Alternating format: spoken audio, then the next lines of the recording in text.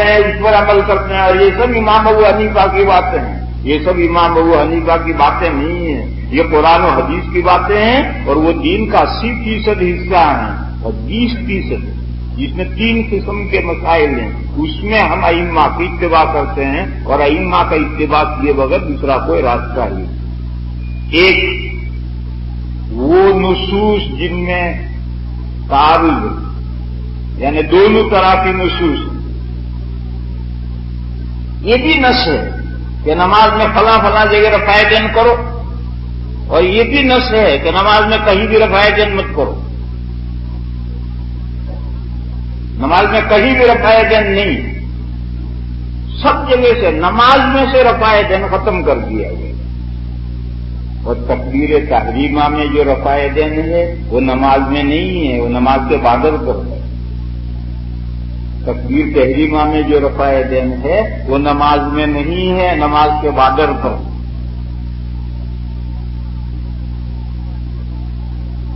دیکھو ہدایہ میں لکھا یرفع یدیہ ثم یکبر اللہ اکبر، جب تکبیر پوری ہوئی جبھی تو نماز شروع ہوئی، تکبیر شروع ہوئی جبھی تو نماز شروع ہوئی۔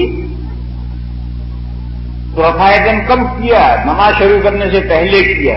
یرفع یدیہ ثم یکبر اللہ اکبر، اور تکبیر پوری ہوگی تب نماز شروع ہوئی، یہ تو نماز سے پہلے ہے۔ یہ تو ہدایہ میں جو لکھا ہے اس کے اعتبار سے۔ اور صحیح کیا ہے؟ صحیح یہ ہے کہ رفع دین اور تکبیر ساتھ۔ دیکھو ہاتھ ہیں، اللہ، ہاتھ اٹھانا شروع کرو، اللہ اکبر، تو در پر رات ادا ہو جائے گی تبھی تو نماز شروع ہوگی۔ اب بارڈر پر ہو، ہدایہ کے قول کے مطابق تو بارڈر پر بھی نہیں ہے، بارڈر سے بھی آگے ہے، لیکن عام جو طریقہ ہے ہمارے یہاں تو ہدایہ پر ہی عمل ہوتا ہے، لیکن حدیثوں کی روشنی میں جو صحیح طریقہ ہے وہ یہ ہے کہ امام بخاری علیہ الرحمہ نے اس پر مستقل باب قائم کیا ہے کہ رفع دین اور تکبیر سوا ہیں، ایک ساتھ ہونی چاہیے، آگے پیچھے نہیں۔ تو امام بخاری علیہ الرحمہ کی رائے لے لو تو بادل پر ہے، ہدایہ کی رائے لو تو بادل سے بھی پہلے۔ بہرحال نماز میں رفع دین کہیں نہیں ہے، ایسی بھی حدیثیں ہیں، اور نماز میں فلاں فلاں جگہ رفع دین ہے، ایسی بھی حدیثیں ہیں۔ بولو کرو کیا کرتے ہو؟ نماز میں حضور نے زور سے آمین کہی، یہ بھی حدیثیں، اور آہستہ آمین کہی، یہ بھی حدیثیں، کرو کیا کرتے ہو؟ ایسے بہت سے مسائل ہیں، ان مسائل میں یوں بھی حدیث ہے یوں بھی حدیث ہے۔ ایسے صورت میں ایک مسلمان کیا کرے گا؟ اس پر عمل کرے گا، اس پر کرے گا؟ بڑوں سے پوچھو، بڑے ان روایت کو جس طرح سے سارٹ آؤٹ کریں اس طرح سے عمل کرو۔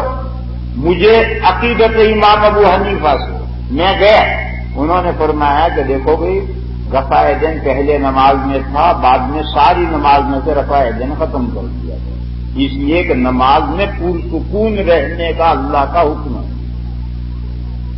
امام صاحب نے بتلایا مجھے کہ نماز حضور نے آمین زور سے کہی ہے، مگر وہ ایک صحابی آئے تھے یمن سے نئے مسلمان ہو کر، ان کو سکھلانے کے لیے زور سے آمین کہی تھی، اور صرف 3 نمازوں میں کہی تھی، حالانکہ وہ 20 دن حضور کے پاس ٹھہرے تھے، سب نمازوں میں نہیں کہی تھی، 3 نمازوں میں کہی تھی حضرت وائل کو سکھلانے کے لیے۔ اب میں مطمئن ہوا اور میں نے اس پر عمل شروع کیا۔ ایک دوسرے کو عقیدت کی حضرت امام شافعی علیہ الرحمہ کی، وہ ان کے پاس گئے حضرت، تو حضرت نے فرمایا کہ دیکھو کہ پہلے رفع دین نماز میں نہیں تھا، بعد میں رفع دین نماز میں بڑھایا گیا، تکبیر تحریمہ کے علاوہ رکوع میں جاتے رکوع سے اٹھتے بڑھایا گیا۔ اور امام شافعی علیہ الرحمہ نے کتاب العلوم میں لکھا ہے کہ بس صرف یہی تو، مگر شوافی نے کہا نہیں، تیسری رکعت کے شروع میں بھی بڑھایا گیا۔ اور اس نے بتایا کہ حضور نے جب جہرن آمین کہی ہے کسی مقصد سے کہی ہو کہ ہمیں حضور کی سنت کی پیروی کرنی چاہیے، تو جو وہ پوچھ کر آیا وہ یہ عمل کرے گا۔ ان کو عقیدت یہاں سے، دیوبند سے عقیدت ہے، دیوبند جو فتویٰ دے گا اس پر عمل کرے گا، مظاہر علوم سے عقیدت ہے، جو مظاہر علوم فتویٰ دے گا اس پر عمل کرے گا۔ تو ایک یہاں سے پوچھ کر آیا وہ اس پر عمل کرے گا، ایک یہاں سے پوچھ کر آیا وہ اس کے اوپر عمل کرے گا، اس کے علاوہ بتاؤ راستہ کیا ہے؟ وہ روایات متعدد ہیں، ان میں یہ فیصلہ ہر مسلمان نہیں کر سکتا کہ مجھے اس پر عمل کرنا ہے یا اس پر عمل کرنا ہے۔ اپنے بڑوں سے پوچھنا پڑے گا، اور جو جس سے عقیدت رکھتا ہے وہی اس کا بڑا ہے، اس سے پوچھے گا، وہ جو بتائے گا اس پر عمل کرے گا۔ ایک تو مسئلے یہ ہے۔ ایک دوسری صورت ہے، وہ یہ ہے کہ ایک قرآن کی آیت ہے یا حدیث ہے، کیا مطلب ہے؟ ایک کہتا ہے یہ مطلب، دوسرا کہتا ہے یہ مطلب، اور دونوں مطلب ہو سکتے ہیں۔ جیسے قرآن میں آیت ہے او لامستم النساء، یا تم نے بیویوں کو ہاتھ لگایا ہو، لامستم النساء،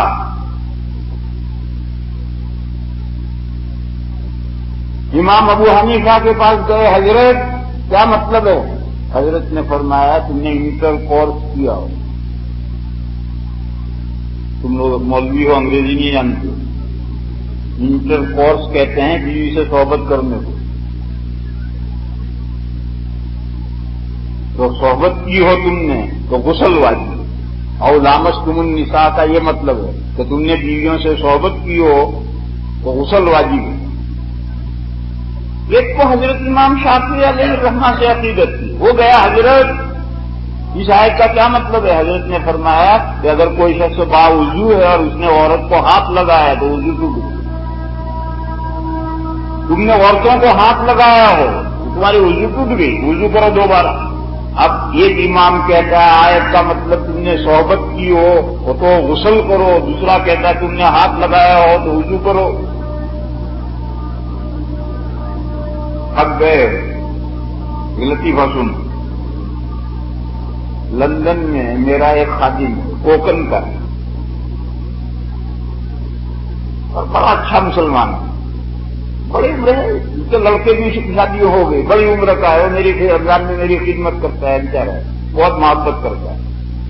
اس کو میں مسجد کے قریب اس کا گھر ہے، اس کی بیوی بھی بہت خدمت کرتی ہے، کوئی بھی مہمان آئے کہلوا دیا فوراً چائے آئے گی۔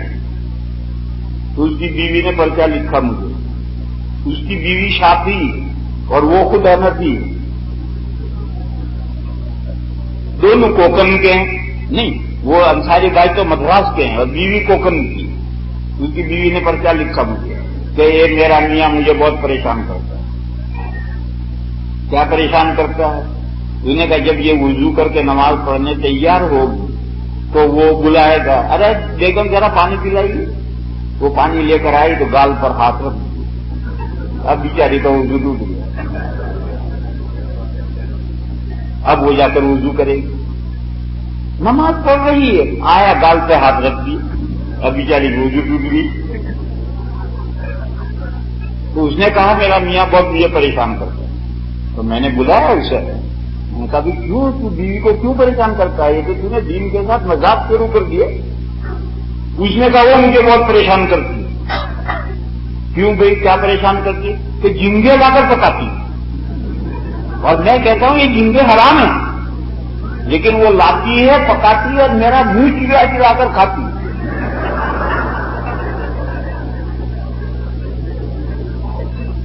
میں نے اس کی بیوی کو بلایا، دونوں کو بٹھایا، کمپرومائز کروایا، تو دیکھ تجھے کبھی اس کی وضو نہیں توڑوانی، اور دیکھ تجھے اس گھر میں جھینگے نہیں لانے، تجھے جھینگے کھانے جا کسی اپنی سہیلی کے یہاں کھا، اس گھر میں جھینگے کیوں نہیں لائے گی، اور تو کبھی اس کی وضو نہیں توڑوائے گی۔ تو حضرت امام شافعی علیہ الرحمہ کے یہاں جو یہ مسئلہ ہے وہ اس آیت سے انہوں نے لیا ہے، اور لامستم النساء، تو اب او لامستم النساء کا حنفی امام ابو حنیفہ نے کچھ مطلب اور سمجھ رکھا ہے، امام شافعی علیہ الرحمہ نے کچھ مطلب اور سمجھ رکھا ہے۔ ہم آپ کیا کریں گے؟ جس کو جس سے عقیدت ہے وہ جو آیت کا مطلب سمجھا ہے اور مسئلہ بتایا اس پر عمل کرو، اس کے علاوہ دوسرا راستہ کیا ہے؟ حدیث ہے وہ میرا بلال یشفع الاذان ویوتر الاقامت، حضرت بلال کو یہ حکم دیا گیا کہ وہ اذان دوہری کہیں اور تکبیر اکہری کہیں، تکبیر اکیلی کہنے کا کیا مطلب؟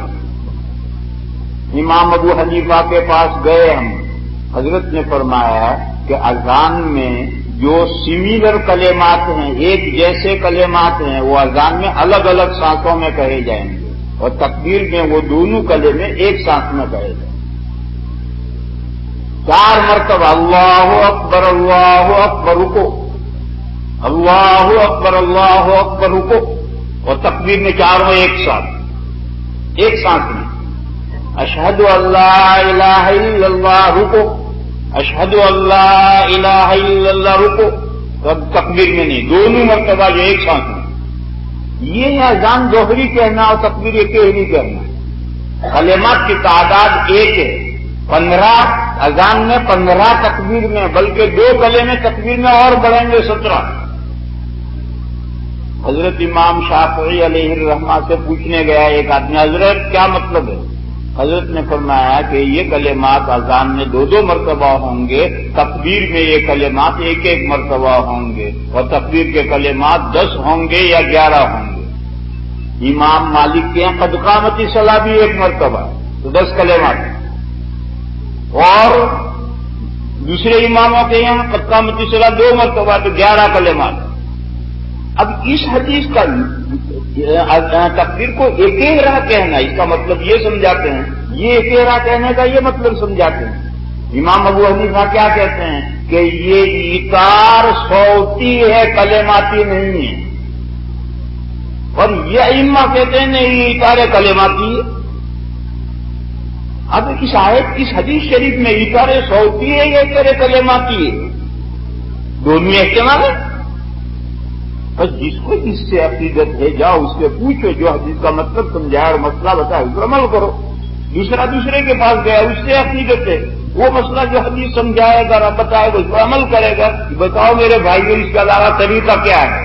ہم تو اپنے طور پر نہ یہ مطلب متعین کر سکتے ہیں، نہ یہ مطلب متعین کر سکتے ہیں، تو بڑوں سے پوچھ کر یہ عمل کریں گے اور کیا کریں گے؟ تو دوسری قسم کے مسائل یہ ہیں جس میں نص فہمی کا اختلاف ہے، تو قرآن کی اس آیت کا یہ مطلب ہے، یہ مطلب ہے، حدیث کا یہ مطلب ہے، یہ مطلب ہے۔ جہاں نص فہمی کا اختلاف ہوتا ہے اس میں تقلید ضروری ہے، تقلید کے بغیر کیا کرو؟ تیسری صورت استنباطی مسائل۔ استنباطی مسائل وہ ہیں جو سمندر کی گہر میں ڈوب کر جانا پڑتا ہے، موتی ڈھونڈ کر لانا۔ استنباط مانے نکالنا۔ یہ قرآن و حدیث سمندر ہے، اس کی ظاہری سطح پر جو مسئلے ہیں وہ تو ہر مولوی پڑھ کر ترجمہ پڑھ کر سمجھ لے گا، لیکن اس کی گہر میں جو مسائل ہیں وہ ہر ایک کے بس کا نہیں۔ وہ قصہ تو آپ حضرات کا سنا ہوا ہوگا کہ وقی رحمت اللہ علیہ کے سبق میں سبق ہو رہا تھا، ایک عورت آئی، اس نے مسئلہ پوچھا، حضرت وقی نے کہا تیرا مسئلہ مجھے نہیں معلوم، یا کسی اور مولوی سے پوچھ۔ تو ایک طالب علم دیکھنا تھا یعقوب، وہ بعد میں امام ابو یوسف بنا، اس وقت تو وہ طالب علم تھا یعقوب۔ اس طالب علم نے کہا کہ حضرت اگر آپ اجازت دے دیں تو میں مسئلہ بتا دوں۔ حضرت نے بتا دے تو انہوں نے مسئلہ بتایا، طالب علم نے مسئلہ بتایا یعقوب نے، اور وہ اتنا صحیح اور فٹ کہ امام وقی خوش ہو گئے، بالکل صحیح مسئلہ بتایا، اور چلی گئی۔ اس کے بعد پوچھا یعقوب یہ تو مسئلہ کہاں سے لایا؟ تو طالب علم نے کہا کہ حضرت گزشتہ پرسوں آپ نے جو فلاں حدیث بیان کی تھی اس سے میں نے یہ مسئلہ نکالا۔ تو حضرت سر پکڑ کر بیٹھ گئے اور فرمایا کہ یعقوب جب تیرے ماں باپ ملے بھی نہیں تھے تب سے میں یہ حدیث جانتا ہوں، اور میری سمجھ میں آج تک نہیں آیا کہ اس حدیث میں سے یہ مسئلہ بھی نکلتا۔ یہ وہ استنباطی مسائل ہے۔ 10-20 سال سے وقی رحمت اللہ علیہ اس حدیث کو جانتے ہیں، مگر اس دریا کے تہہ میں کیا موتی پڑا ہوا ہے وہ امام وقی رحمت اللہ علیہ کے علم میں نہیں ہے۔ وہ غواص اندر جائے گا اور غوطہ لگا کر وہ موتی لائے گا۔ میرے بھائیوں، زمانہ